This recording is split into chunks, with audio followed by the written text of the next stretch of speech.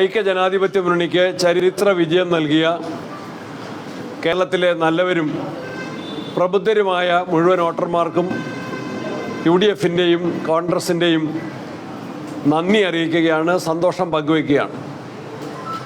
വോട്ടർമാർ ഞങ്ങൾ അർപ്പിച്ച വിശ്വാസം സംരക്ഷിക്കുന്നതിന് വേണ്ടി ഞങ്ങൾ തെരഞ്ഞെടുപ്പിൻ്റെ പ്രാരംഭഘട്ടത്തിൽ തന്നെ മുന്നോട്ട് വെച്ച സൽഭരണത്തിന് നേതൃത്വം നൽകുന്നതിന് ഞങ്ങൾ ബാധ്യസ്ഥരാണ്. അക്കാര്യത്തിൽ തുടർന്നും എല്ലാവരുടെയും സഹായ സഹകരണങ്ങൾ അഭ്യർത്ഥിക്കുകയാണ്.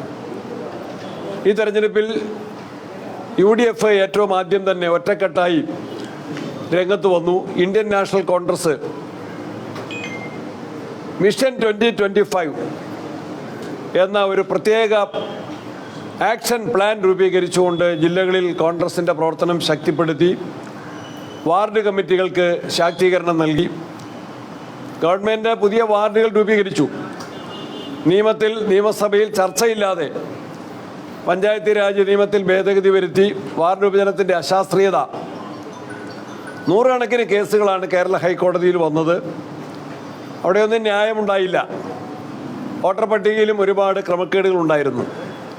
ഇരട്ട വോട്ടുകൾ, ആളുകളെ അനർഹരായിട്ട് തള്ളി നീക്കിയത്, തിരുവനന്തപുരത്ത് ഇപ്പോൾ ജയിച്ച സ്ഥാനാർത്ഥിയുടെ പേര് പട്ടികയിൽ നിന്ന് വെട്ടിമാറ്റാൻ നടത്തിയ ശ്രമം, അതിനെ ഹൈക്കോടതിയുടെ ഇടപെടലിലൂടെ നേരിടാൻ സാധിച്ചതെല്ലാം ജനങ്ങൾക്കറിയാം. കണ്ണൂരിൽ പോളിംഗ് ഡേയിൽ ഉണ്ടായ അനിഷ്ട സംഭവങ്ങളിൽ അക്രമ സംഭവം തന്നെയാണ്. സ്ഥാനാർത്ഥികൾക്ക്, ജില്ലാ പഞ്ചായത്തിലെ വനിതാ സ്ഥാനാർത്ഥി ഉൾപ്പെടെ നിരവധി പേർക്ക് CPM-ൻ്റെ അക്രമത്തിൽ പരിക്കേറ്റു. ഏജന്റന്മാർക്ക് പരിക്കേറ്റു.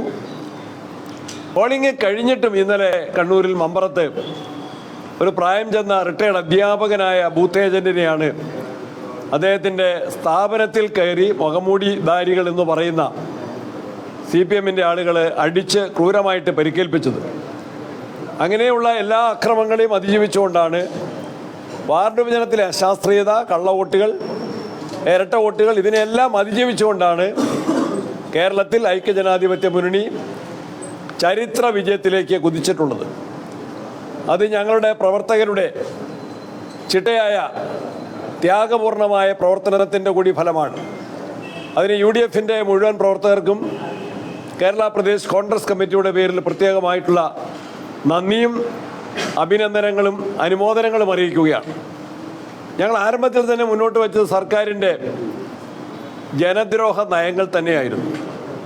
യുവാക്കളെ ബാധിക്കുന്ന അതിരൂക്ഷമായിട്ടുള്ള തൊഴിലില്ലായ്മ, സാധാരണ ജനങ്ങളെ ബാധിക്കുന്ന വിലക്കയറ്റം, ആശാ വർക്കർമാരുടെ സമരത്തെ സർക്കാർ അവഹേളിച്ചത്, പെൻഷൻ നൽകുന്നതിലുള്ള കാലതാമസം, വാഗ്ദാനങ്ങൾ പാലിക്കുന്നതിൽ സർക്കാർ കാണിച്ചിട്ടുള്ള ഇരട്ടത്താപ്പ് അല്ലെങ്കിൽ വാഗ്ദാന ലംഘനം, കാർഷിക മേഖലയുടെ തകർച്ച, തീരദേശ മേഖലയുടെ വറുതി, അതിനോടുള്ള അവഗണന, വന്യമൃഗ ശല്യം അതിരൂക്ഷമാകുമ്പോൾ ജനങ്ങളുണ്ടാക്കുന്ന വലിയ ആശങ്കകൾ, അതിന് പരിഹാരമില്ലാത്തത്, ഇതിൻ്റെ എല്ലാം ഉപരിയായിട്ട് ശബരിമലയിലെ സ്വർണ്ണക്കൊള്ള, അത് കേരളം വളരെ ഗൗരവത്തിലെടുത്ത വിഷയം തന്നെയാണ്. സ്വർണ്ണക്കൊള്ളയിൽ ഹൈക്കോടതിയുടെ ആവർത്തിച്ചുള്ള ഇടപെടൽ, നിയമസഭയിലെ പ്രതിപക്ഷം ഈ വിഷയങ്ങളെല്ലാം ഉന്നയിച്ചു. ഹൈക്കോടതിയുടെ ഉത്തരവ് ഞങ്ങൾ പലവട്ടം മാധ്യമങ്ങളുടെ മുൻപിൽ വായിച്ചു, സഭയിൽ ഞങ്ങൾ കൊണ്ടുവന്ന് ഉയർത്തി. ആ ഹൈക്കോടതിയുടെ സമയോചിതമായ കാര്യക്ഷമമായ ഇടപെടലും പ്രത്യേക അന്വേഷണ ഏജൻസിയും ഇല്ലായിരുന്നെങ്കിൽ ഇത്രയെങ്കിലും ആ കേസ് മുന്നോട്ട് പോകില്ല. എങ്കിലും ശബരിമലയിൽ CPM-ൻ്റെ പ്രമുഖ നേതാക്കന്മാർ, സ്വർണ്ണക്കൊള്ളയ്ക്ക് കൂട്ടുനിന്ന ആളുകൾ, അല്ലെങ്കിൽ സ്വർണ്ണക്കൊള്ളയിലെ ഉത്തരവാദികൾ, പങ്കാളികൾ, അവരെ ജയിലിൽ കിടക്കുകയാണ്.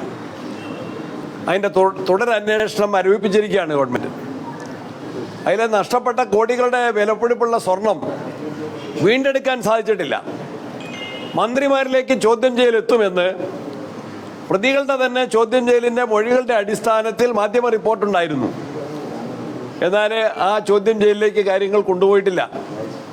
പ്രതികൾക്ക് ജില്ലാ കോടതി ജാമ്യം ആവർത്തിച്ച് നിഷേധിച്ചിട്ടും ആ പ്രതികളെ മാർക്സിസ്റ്റ് പാർട്ടിയിൽ നിന്ന് ഒരു അച്ചടക്ക നടപടി സ്വീകരിക്കാനോ ഒരു ഷോക്കോസ് നോട്ടീസ് നൽകാനോ ഒരു തരം താഴ്ത്തൽ എന്ന ഒരു പാർട്ടി സാധാരണ സ്വീകരിക്കുന്ന ഒരു ചെറിയ നടപടിയെങ്കിലും സ്വീകരിക്കാനോ അല്ലെങ്കിൽ ഒരു സെൻസർ, ഒരു ശാസന എന്ന നടപടി സ്വീകരിക്കാനോ തയ്യാറായില്ല.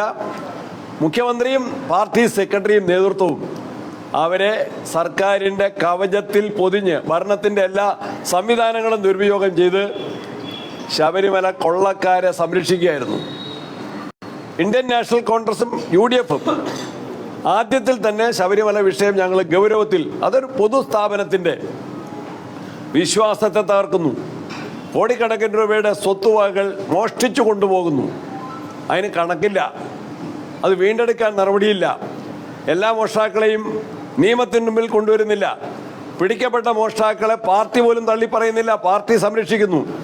ഇക്കാര്യങ്ങൾ ഞങ്ങൾ ശബരിമലയിലേക്ക് നടത്തിയ യാത്രകൾ, പന്തളത്തേക്ക് നടത്തിയ യാത്രകൾ, പത്തനംതിട്ടയിലെ ഞങ്ങൾ നടത്തിയ സംഗമം, തിരുവനന്തപുരത്ത് സെക്രട്ടേറിയറ്റിലേക്ക് നടത്തിയ വലിയ പ്രതിഷേധ മാർച്ച്, അതിനിടയിൽ യൂത്ത് കോൺഗ്രസ്, മഹിളാ കോൺഗ്രസ് അവരെല്ലാം നടത്തിയ വിവിധങ്ങളായിട്ടുള്ള സമരപരിപാടികൾ, ജനകീയമായിട്ട് ആ വിഷയത്തെ ഞങ്ങൾ വളരെ ശ്രദ്ധയോടെ അവതരിപ്പിച്ചു. അതിൻ്റെ എല്ലാം ഫലമാണ്. അതുപോലെ തന്നെ BJP-യും CPM-ഉം രണ്ടു കൂട്ടരുടെയും കയ്യിലുണ്ടായിരുന്ന നിരവധിയായ തദ്ദേശ സ്ഥാപനങ്ങളാണ് ഇപ്പോൾ അവർക്ക് നഷ്ടപ്പെട്ടിട്ടുള്ളത്. കഴിഞ്ഞ പഞ്ചായത്ത് ഇലക്ഷനിൽ 2020 റിസൾട്ട് വന്നപ്പോൾ ഗ്രാമപഞ്ചായത്തുകളിൽ 200-ലേറെ ഗ്രാമപഞ്ചായത്തുകളിൽ LDF-ന് UDF-നേക്കാൾ ഭൂരിപക്ഷം ഉണ്ടായിരുന്നു. കൃത്യമായ കണക്കുണ്ട്. 200-ലേറെ ഗ്രാമപഞ്ചായത്തുകൾ അവർക്കായിരുന്നു ഭൂരിപക്ഷം. ബ്ലോക്ക് പഞ്ചായത്തുകൾ 60 ബ്ലോക്ക് പഞ്ചായത്തുകളിൽ അവർക്കായിരുന്നു ഭൂരിപക്ഷം. കോർപ്പറേഷൻ നമുക്കറിയാം, കണ്ണൂർ ഒഴിച്ച് എല്ലാ കോർപ്പറേഷനിലും LDF ആയിരുന്നു ഭരണം. അതുപോലെ ജില്ലാ പഞ്ചായത്ത് മലപ്പുറത്തും വയനാട്ടിൽ നറുക്കെടുപ്പിലും എറണാകുളത്ത് ഒഴിച്ചാൽ ബാക്കി എല്ലാ ജില്ലാ പഞ്ചായത്തും LDF-നായിരുന്നു. ഇപ്പോൾ ഈ തെരഞ്ഞെടുപ്പിൻ്റെ ഒരു പ്രത്യേകത, കേരള ചരിത്രത്തിൽ ഒരിക്കലും ഉണ്ടാകാത്ത എല്ലാ തദ്ദേശ സംവിധാനങ്ങളിലും മുനിസിപ്പാലിറ്റി ഉൾപ്പെടെ ഐക്യ ജനാധിപത്യ മുന്നണി വ്യക്തമായ ഭൂരിപക്ഷം നേടിയിരിക്കുന്നു. കോർപ്പറേഷനുകളിൽ നേടി, ജില്ലാ പഞ്ചായത്തുകളിൽ നേടി, ബ്ലോക്ക് പഞ്ചായത്തുകളിൽ നേടി, മുനിസിപ്പാലിറ്റികളിൽ നേടി, ഗ്രാമപഞ്ചായത്തുകളിൽ വ്യക്തമായ ഭൂരിപക്ഷം നേടിയിരിക്കുന്നു. ജനകീയമായ അതിശക്തമായ വിലയിരുത്തലാണ്, വിധിയെഴുത്താണ്. സർക്കാരിൻ്റെ ഭരണപരാജയങ്ങൾ വളരെ തുറന്നു കാട്ടപ്പെട്ടൊരു വിധിയെഴുത്താണ്. ആ വിധിയെഴുത്തിന് ജനങ്ങൾക്ക് ഞങ്ങൾ ഒരിക്കൽ കൂടി നന്ദി രേഖപ്പെടുത്തുകയാണ്. ഇത് LDF ഉൾക്കൊള്ളുമോ? പാർലമെൻറ്റ് ഇലക്ഷൻ ഞങ്ങൾ ചോദിച്ചതാണ്, അസംബ്ലി ബൈ ഇലക്ഷനുകൾ ഞങ്ങൾ ചോദിച്ചതാണ്. ഒരു തിരുത്തലും വരുത്താൻ സർക്കാർ തയ്യാറായിട്ടില്ല. സർക്കാരിൻ്റെ ധാർഷ്ട്യം, ധൂർത്ത്, അഴിമതി, അക്രമം, ക്രിമിനലുകളെ സംരക്ഷിക്കുന്ന CPM-ൻ്റെ സമീപനം ഇതെല്ലാം ആവർത്തിക്കുകയായിരുന്നു. ശബരിമലയിലെ സ്വർണ്ണ കൊള്ളക്കാരെ, അമ്പല മോഷ്ടാക്കളെ, അമ്പലം വിഴുങ്ങികളെ പൊതിഞ്ഞ് സംരക്ഷിക്കുക വഴി അവരുടെ വികൃതമായ മുഖം ജനങ്ങളുടെ മുമ്പിൽ തുറന്നു കാട്ടാൻ UDF-ന് സാധിച്ചു.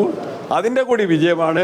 ഈ വിജയം അസംബ്ലി തെരഞ്ഞെടുപ്പിൽ ആവർത്തിക്കാൻ അതിൻ്റെ മുന്നൊരുക്കങ്ങളുമായി ജനങ്ങൾക്ക് നന്ദി രേഖപ്പെടുത്തിക്കൊണ്ട് ഞങ്ങൾ ഏറ്റവും കൂട്ടായ പ്രവർത്തനങ്ങളുമായിട്ട് മുന്നോട്ട് പോകാൻ ഞങ്ങൾ പ്രതിജ്ഞാബദ്ധരാണ്. അതിലേക്കും മുഴുവൻ ആളുകളുടെയും സഹായ സഹകരണങ്ങളും അഭ്യർത്ഥിക്കുന്നു. ജനങ്ങൾക്കും സഹപ്രവർത്തകരായ UDF-ന്റെ പ്രവർത്തകർക്കെല്ലാം ഒരിക്കൽ കൂടി നന്ദിയും ആശംസകളും അഭിനന്ദനങ്ങളും അറിയിക്കുന്നു.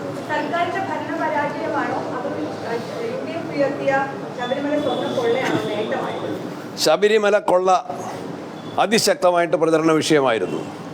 അതോടൊപ്പം തന്നെ UDF സർക്കാരിൻ്റെ ഭരണപരാജയങ്ങൾ, ഞാൻ നേരത്തെ പറഞ്ഞ വിഷയങ്ങളുണ്ട്. വിലക്കയറ്റം ഞങ്ങൾ അസംബ്ലിക്കകത്തും പുറത്തും സമരം ചെയ്ത കാര്യമാണ്. തൊഴിലില്ലായ്മ അതിരൂക്ഷമാണ്. കാർഷിക മേഖലയുടെ തകർച്ച നിയമസഭയിലും പുറത്തും ഉന്നയിച്ച കാര്യങ്ങളാണ്. അഴിമതി അത് ശക്തമായിട്ട് ഞങ്ങൾ ഉന്നയിച്ച കാര്യങ്ങൾ തന്നെയാണ്. തീരദേശ മേഖലയുടെ വറുതി പരിഹാരമില്ലാതെ നിൽക്കുന്ന വിഷയങ്ങളാണ്. വന്യമൃഗശല്യം എത്രയോ തവണ നിയമസഭയിൽ സമരം ചെയ്ത് ഉന്നയിച്ച വിഷയമാണ്. UDF-ന്റെ നേതൃത്വത്തിൽ പ്രതിപക്ഷ നേതാവ് ഒരു മലയോര യാത്രയ്ക്ക് നേതൃത്വം നൽകിയ വിഷയമാണ്. ഇതെല്ലാം ജനകീയ വിഷയങ്ങൾ, ജീവൽ പ്രശ്നങ്ങൾ. ആശാ വർക്കർമാരുടെ സമരം 8 മാസം നീണ്ടുന്ന സമരമാണ്. ഇപ്പോൾ ആ സമരം തുടരുകയാണ്. ആ സമരത്തിന് ഞങ്ങൾ സഭയ്ക്കകത്തും പുറത്തും അതിശക്തമായ പിന്തുണ നൽകിയതാണ്. അതിൻ്റെ കൂടെയാണ് ശബരിമലയിലെ വൻ കൊള്ള, വൻ കവർച്ച, വൻ മോഷണം, ചരിത്രത്തിലെ ഏറ്റവും വലിയ മോഷണം, അതിന് ഹൈക്കോടതിയുടെ ഇടപെടൽ, അതിന് പോലീസിൻ്റെ പ്രത്യേക ഒരു പോലീസിൻ്റെ അന്വേഷണ വിഭാഗത്തെ ഹൈക്കോടതി നിയമിച്ചില്ലായിരുന്നെങ്കിൽ ഇത് വെളിച്ചത്ത് വരുമോ? ഇത്രയെങ്കിലും വെളിച്ചത്ത് വരുമോ? ഇനിയും ശബരിമലയിൽ നഷ്ടപ്പെട്ട സ്വർണ്ണം എത്രയാ? എത്ര കോടികളുടെ ആർക്ക് വിറ്റു, എവിടെയുണ്ട്? അത് വീണ്ടെടുക്കാൻ നടപടി സ്വീകരിച്ചിട്ടില്ല. അപ്പോൾ ഇതെല്ലാം ജനങ്ങളെ ഏറെ സ്വാധീനിച്ച ഘടകങ്ങളാണ്. ഇതെല്ലാം തുറന്നു കാട്ടുന്നതിൽ ഐക്യ ജനാധിപത്യ മുന്നണിയും കോൺഗ്രസ് പാർട്ടിയും നന്നായിട്ട് ശ്രമിച്ചിട്ടുണ്ട്, അതിൽ വിജയിച്ചിട്ടുണ്ട്. അതിൻ്റെ റിസൾട്ടാണ് ഈ ഇലക്ഷൻ റിസൾട്ട്.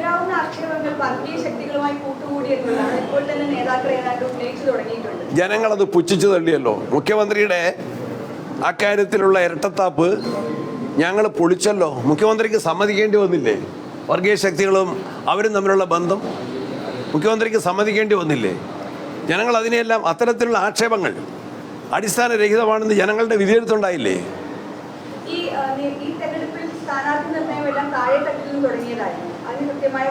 കോൺഗ്രസിൻ്റെ ഞാൻ നേരത്തെ പറഞ്ഞു, കോൺഗ്രസിൻ്റെ വാർഡ് കമ്മിറ്റികളെ ഞങ്ങൾ ശാക്തീകരിച്ചു.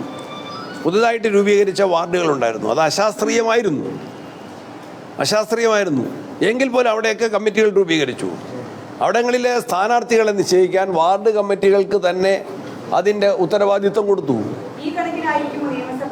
നിയമസഭ ഇതിൻ്റെയൊക്കെ വിജയത്തിൻ്റെ പശ്ചാത്തലത്തിൽ കൂടുതൽ ഒരുക്കത്തോടെ, കൂടുതൽ ഐക്യത്തോടെ, കൂടുതൽ സജ്ജീകരണങ്ങളോടെ അതിശക്തമായിട്ട് മുന്നോട്ട് പോകും. ഈ യുഡിഎഫിന്റെ ഈ വിജയം, ഇത്രയും വലിയ വിജയത്തിനിടയിൽ കല്ലിടയായി നിൽക്കുന്നത് ബിജെപിയുടെ, യുഡിഎഫിന്റെ കല്ലിടയായി നിൽക്കുന്നത് ബിജെപിയുടെ വലിയ മുന്നേറ്റം, പ്രത്യേകിച്ച് തിരുവനന്തപുരം കോർപ്പറേഷനിൽ ഒറ്റക്ക് അധികാരത്തിൽ എത്തുന്ന ഒരു സാഹചര്യം, കേവലം ഭൂരിപക്ഷത്തിന് അടുത്ത് അവർ നിൽക്കുകയാണ്. ഇവിടെ മാത്രമല്ല, പാലക്കാട് അവർ നിലനിർത്തി, തൃപ്പൂണിത്തറയിൽ അവർ വലിയ മുന്നേറ്റം നടത്തി, പല കോർപ്പറേഷനുകളിലും വലിയ മുന്നേറ്റം അവർ നടത്തി. ഇതിനോട് എന്താണ് യുഡിഎഫിന്റെ പ്രതികരണം? ചില സ്ഥലത്ത് അവർക്ക് ഭരണം നഷ്ടപ്പെട്ടിട്ടുണ്ട്, പന്തളത്തൊക്കെ നഷ്ടപ്പെടുകയും ചെയ്തു. തിരുവനന്തപുരത്ത് കോൺഗ്രസ് പാർട്ടിയും UDF-ഉം ഞങ്ങളുടെ നില ഇരട്ടി കണ്ട് ശക്തിപ്പെടുത്തിയിട്ടുണ്ട്. കഴിഞ്ഞ പ്രാവശ്യം ഉണ്ടായിരുന്നതിനേക്കാൾ ഇരട്ടി സീറ്റിലാണ് UDF. ഏറ്റവും നല്ല മുന്നൊരുക്കം നടത്തിയത് തിരുവനന്തപുരത്താണ്. ഇവിടെ കെ മുരളീധരൻ അതിൻ്റെ ഉത്തരവാദിത്വം ഏറ്റെടുത്ത് ബഹുമാനപ്പെട്ട MM ഹസനുണ്ട്, DCC പ്രസിഡന്റുണ്ട്, KPC ഭാരവാഹികളുണ്ട്. അവരാണ് ആദ്യമേ സ്ഥാനാർത്ഥികളെ പ്രഖ്യാപിച്ചത്. കോൺഗ്രസിൻ്റെ സ്ഥാനാർത്ഥി പ്രഖ്യാപനം നല്ല സ്ഥാനാർത്ഥികളെ നിർത്തി തിരുവനന്തപുരത്തും ഞങ്ങൾക്ക് മുന്നേറ്റം ഉണ്ടാക്കാൻ സാധിച്ചു. പക്ഷേ LDF-ൻ്റെ നഗരസഭാ ഭരണത്തിലെ അഴിമതിയും കെടുകാര്യസ്ഥയും എല്ലാം അവർക്ക് വിനയായിട്ട് മാറി.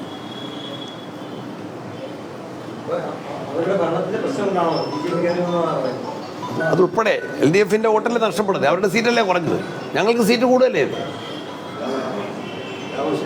എന്തുകൊണ്ടാണ് ആ ഭരണവിരുദ്ധ തരംഗം UDF-ന് കേരളത്തിൽ ഒട്ടാകെ കിട്ടി? തിരുവനന്തപുരത്തും ഞങ്ങളുടെ നില ഇരട്ടി കണ്ട് ശക്തിപ്പെടുത്തി. ഇനിയും കൂടുതൽ ശക്തമാക്കാൻ ഞങ്ങൾ സന്നാഹങ്ങളോട്ട് പോകും. മൊത്തം കേരളത്തിലെ ഒരു ട്രെൻഡ് നോക്കുമ്പോൾ വളരെ മെച്ചപ്പെട്ടതാണ്. പക്ഷെ തിരുവനന്തപുരത്ത് ഒരു നഗരസഭയിൽ പോലും തിരുവനന്തപുരത്ത് വിജയമില്ല. തിരുവനന്തപുരത്ത് ലീഡർഷിപ്പിന്റെ ഒരു വലിയ പ്രശ്നമല്ലേ? അതിൽ എന്താണെന്ന് പരിശോധിക്കാം. ശരി, താങ്ക് യു.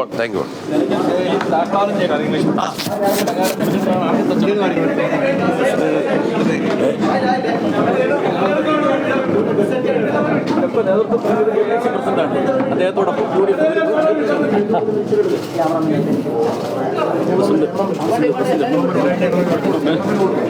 കഴിക്കാൻ കുഴപ്പമില്ല, പകുതി കഴിക്കാം. ശരി, വളരെ അപൂർവമായി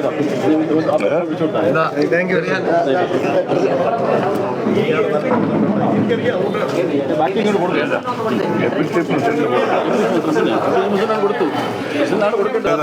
തിരിച്ചു കൊടുക്കണം.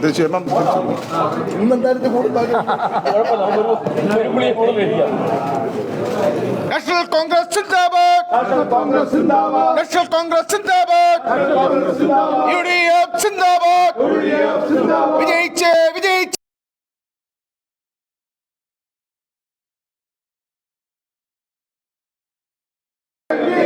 അമ്പമ്പേ കണ്ടില്ല, LDF-നെ കണ്ടില്ല.